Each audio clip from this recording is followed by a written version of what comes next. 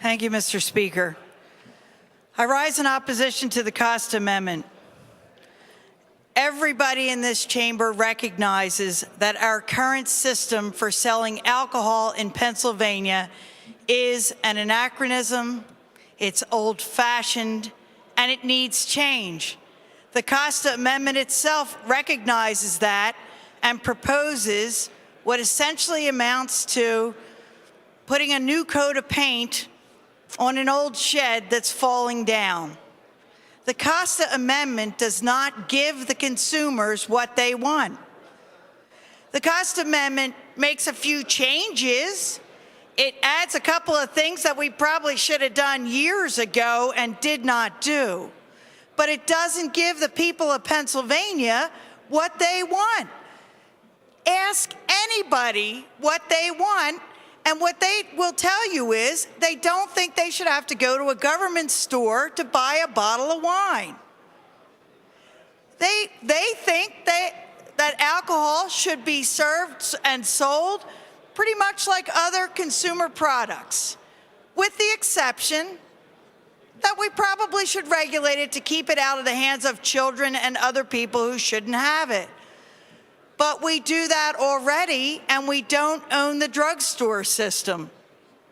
We very effectively regulate prescription drugs, but we don't own a single drugstore.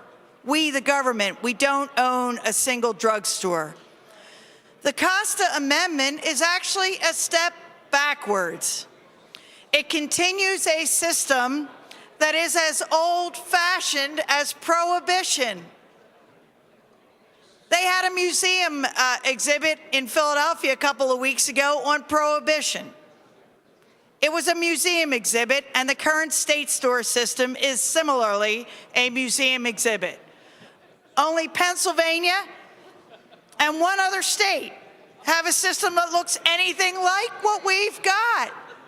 It's time to move on. Now, do we have to worry about the people who are used to the current system and who will be hurt by changes to the current system? Of course.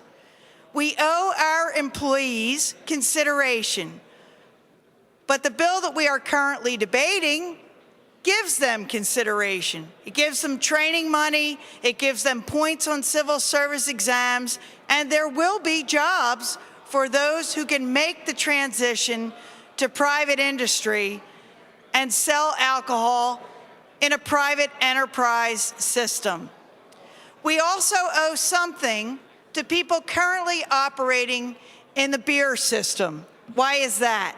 Because our predecessors created a system in which they are heavily invested.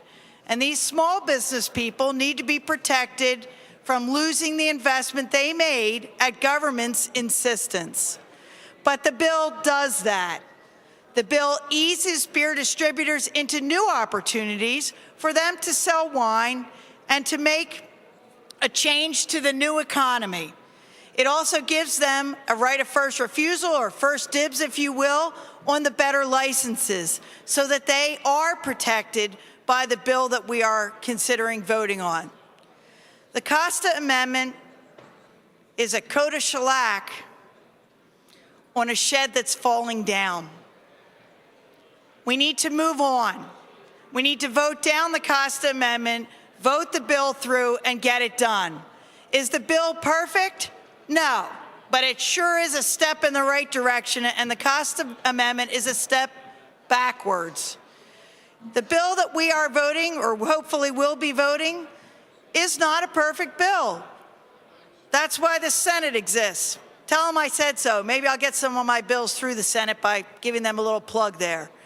But we're moving the system forward. The ship of the state stores has sailed, done, gone, finished. Ask anybody back home. Ask anybody back home. Do they think that Pennsylvania should be the exclusive purveyor of beer, wine, and spirits? And they will tell you no. No, no, no. The Pennsylvanians want this. They're big boys and girls. They can handle it. Please vote down the Costa Amendment so that we can get on to moving forward and really modernizing the way we deal with alcohol in Pennsylvania. Thank you, Mr. Speaker. Question is,